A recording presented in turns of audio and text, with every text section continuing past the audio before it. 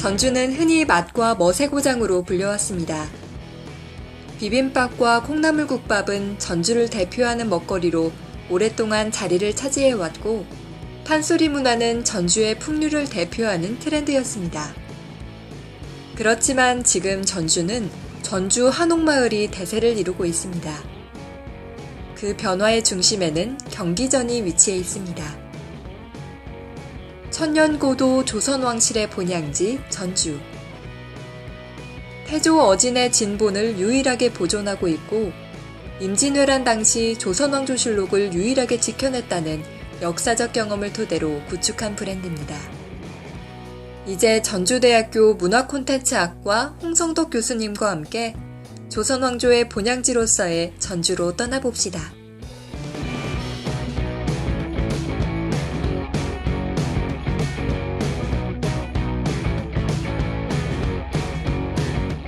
여기는 조경묘입니다. 이게 우리들이 흔히 이제 묘자를 쓰는 건물에는 위패가 모셔져 있습니다. 이 조경묘이기 때문에 이게 조경이라고 하는 단어, 이 조경이라고 하는 단어는 조발지지라고 이야기해서요, 한 국가가 시작된 이런 의미를 가지고 있습니다. 그 근원, 그동안 그런 터전. 그래서 이 경기라고 하는 말도 역시 같은 의미인데, 조선 왕조가 시작되었던 근본을 이루는 땅, 그것을 축하하는, 경하하는 이런 의미로 조경이라는 단어를 씁니다. 그러니까 이 조경이나 경기라고 하는 단어는 다른 지역에서는 쓰기 어려운 단어다라는 겁니다. 그래서 이 조경묘는 그러한 땅의 묘, 즉 사당이라고 하는 의미를 갖겠죠. 그래서 여기에는 전주 이씨의 시조인 이한이라고 하는 분과 그 다음에 그분의 부인 경주 김씨의 위패가 모셔져 있는 곳입니다. 한참 후대의 일인데 이게 왜 하필 영조 때일까라는 겁니다. 그 이야기는, 영조는 잘 아시다시피 무수리의 아들이죠. 그러니까 전통적으로 양반의 집안의 기준으로 보면 영조는 천민의 자식이 되는 거니까 정상적인 양반이 될 수 없는 신분이죠. 왕을 일반인의 기준, 즉 양반과 같은 기준으로 볼 거냐, 아니면 왕은 다른 기준으로 볼 거냐라는 문제죠.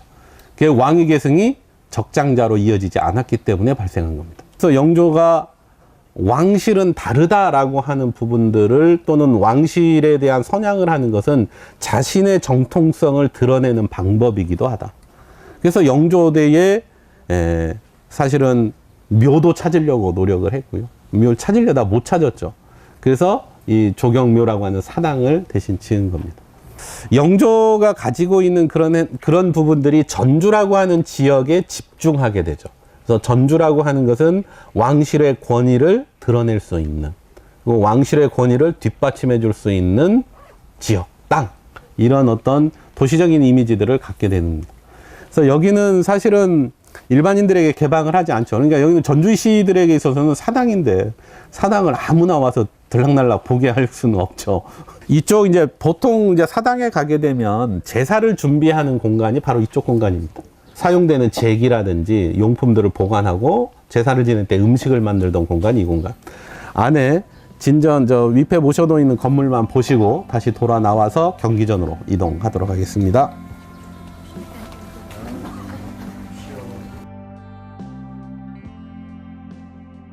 가운데 또는 이제 신도라고 그래서 위패가 나가는 공간이죠. 그러니까 일반인들은 사용할 수 없는 공간입니다. 조선시대 때는 동입서출이라고 해서 동쪽으로 들어와서 서쪽으로 나갑니다. 항시 오른쪽으로 들어가서 왼쪽으로 나오셔야 됩니다.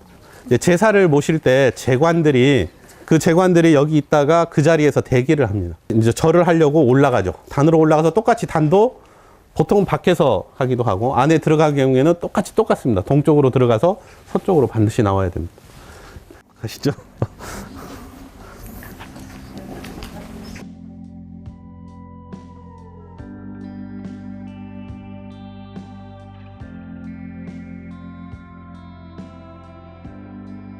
자, 아까 말씀드렸듯이 이제 이곳이 진전 또는 뭐 경기전 이렇게 부르는데요. 진전이라고 보통 부를 때에는 저 안에 있는 건물, 그러니까 어진을 모셔놓은 건물을 진전이라 부르고요. 이 시설 전체를 다 경기전이라고 부르는 겁니다. 실제적으로 이제 오른쪽으로 들어가셔서 이제 안에를 보시면 알겠지만 굉장히 다양한 그 문양들이 있습니다. 그래서 이 단청은 조선시대 때 저 진전에 있는 저 부분은 완벽하게 조선시대 때의 단청이라고 보기는 좀 어려운 디자인들이 있는 것을 가서 보실 수 있을 겁니다. 태극 문양도 있고. 그 다음에 진전에 천장을 보시면 천장이 마감이 되어 있어요. 단청이 예쁘게 되어 있는데 실제적으로 이것을 측량하기 위해서 안에를 들어가 보니까 일본인들이 그 안에 막 낙서를 해놓은 게 굉장히 많습니다. 많아서 저 뒤에 이 닷집을 만들어 놓은, 그 천장을 만들어 놓은 게 정확히 조선시대 때부터 만들어져 있었는지 아니면 일본인들이 일제강점기 와가지고 보수하면서 만들었는지 사실은 그것도 확실하지는 않습니다. 어진을 모셔올 때에는 임금의 행렬하고 똑같이 합니다. 규모는 약간 작지만, 그래서 어진박물관에 가면 이제 그 어진 봉안했을 때의 인형으로 쭉 만들어 놨는데요. 그때 사용되었던 의작물입니다. 안쪽으로 들어가셔서 진전 보시고 다시 나오시도록 하겠습니다.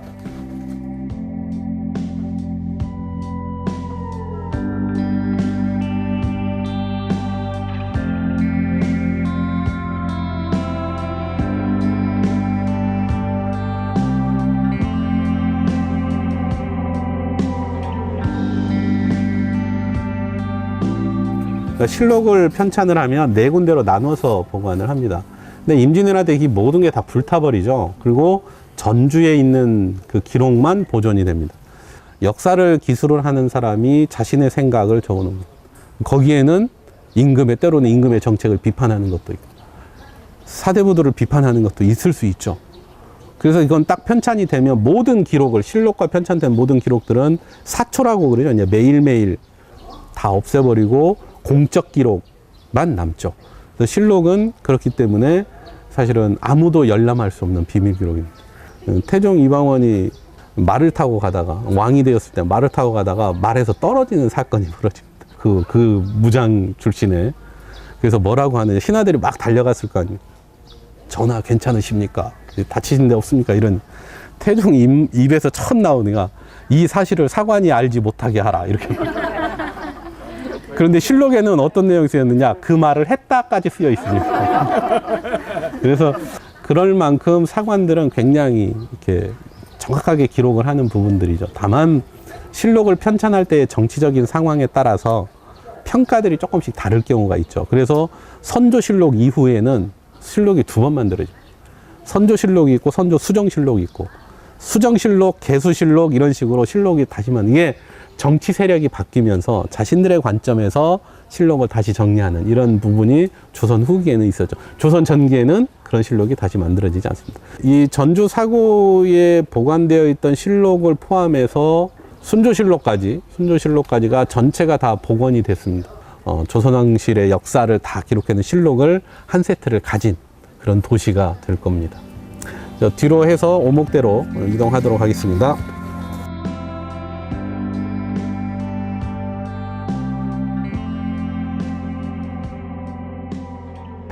오목대를 표현할 때 제가 썼던 용어 중에 하나가 조선 왕실의 모태와 같은 곳이다라는. 그러니까 실제로 1900년을 전후한 시기에 고종 황제가 태조 이성계하고 관련된 모든 시설에 비석을 세웁니다.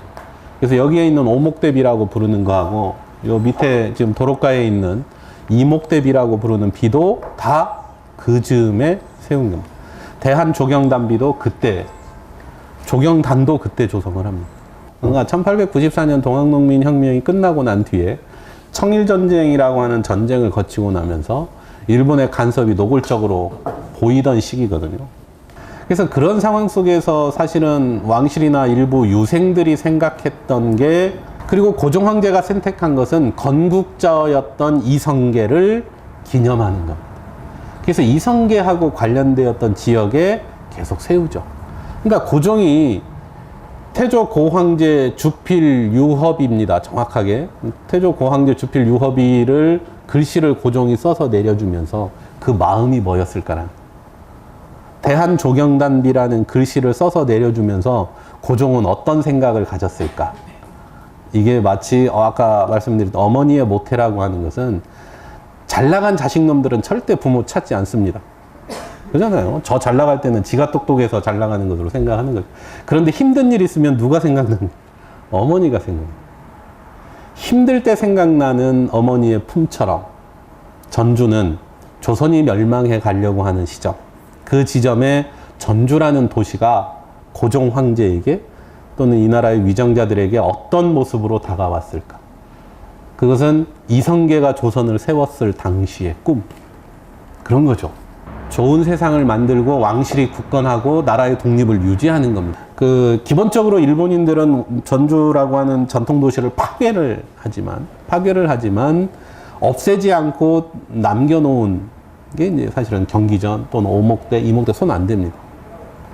그런 의미로 전주가. 그래서 전주는 이래저래 사실은 조선 왕실이라고 하는 이 컨텐츠하고 계속 묶여 있을 수밖에 없다라고 하는 의미들을 갖고 있습니다.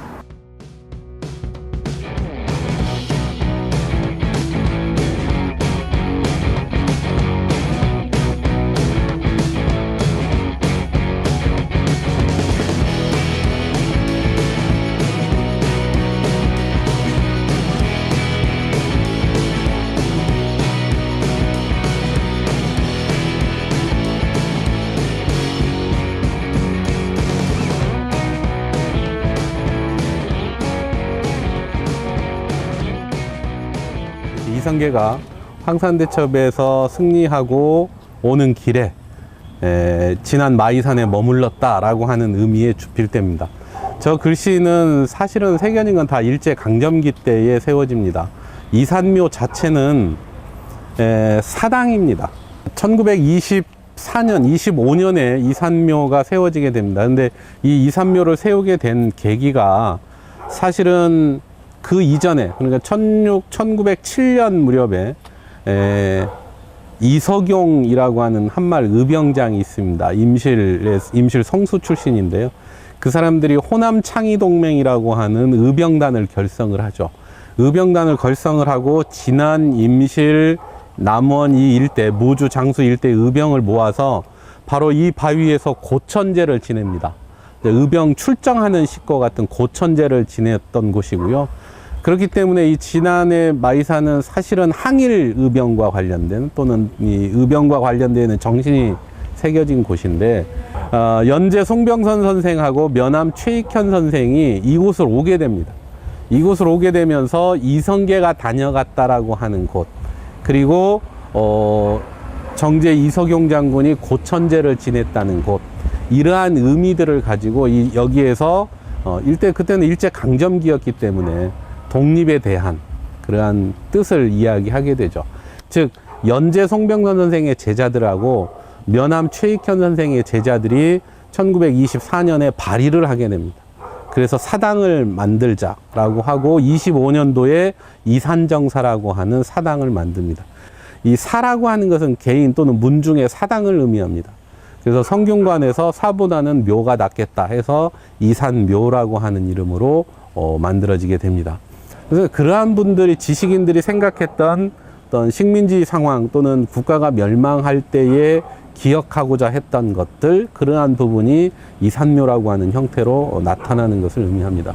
그래서 여기 보시게 되면, 저쪽에 보게 되면 이름들이 쭉 쓰여 있습니다. 이런 분들은 아마 그 모임과 관련되었던, 발기에 참여했던 사람들의 이름. 그래서 여기 공간은 예를 들면 함태영 예를 들면 그 부통령이었죠. 또는 이승만 대통령이라든지 글씨를 많이 내려줍니다, 여기에. 그래서 이시영 부통령의 글씨도 있고요. 이승만 대통령의 글씨도 있고, 지금 요 앞에 보이는 게 김대중 대통령의 글씨입니다. 그래서 호남의 한말의 의병 또는 한말의 정신사의 어떤 획을 그을 수 있는 그러한 기억과 기념을 하기 위한 공간으로서 이산묘를 이해해 주시면 됩니다. 그 지자체에서 시행하고 있는 이런 프로그램들이 많이 활성화가 되어서 시민들이 혜택을 많이 보고 있다고 생각해요. 이번 전주 평화도서관에서 시행하고 있는 기류의 인문학은 전주에 관한 것을 주제로 진행하고 있는데, 자기 고장에 대한 애정이 더 깊어지고 그런 점이 있는 것 같아요. 이런 역사적인 문화를 우리가 더 잘 보존하고 그 가치를 알려야 되지 않을까. 라는 느낌이 들었고, 학교에서는 역사를 통해 이런 걸 배우지만 학교를 졸업한 어른이 되어서는 누가 가르쳐 주지도 않고 배울 수 있는 기회가 없었는데, 이런 인문학 강좌를 통해서 역사를 알게 되어서 의식을 더 확장하는 큰 의미가 있는 것 같습니다. 이 인문학 선진국이 바로 이런 거구나라고 느꼈어요. 이 탐방을 하면서. 그리고 제가 첫날은 잠을 못 잤어요. 우리 어렸을 때 소풍 간다고 했죠, 그때. 그런 설렘 때문에 잠을 못 잤는데 아주 대만족합니다. 앞으로 이런 프로그램을 계속 개발해가지고 주민들한테 제공했으면 아주 좋겠습니다. 이번 탐방의 주제 도서는 강준만 성재민회 저자의 재미있는 전주 이야기입니다. 이 책에는 여러 명의 전주 시민들의 이야기가 실려 있습니다.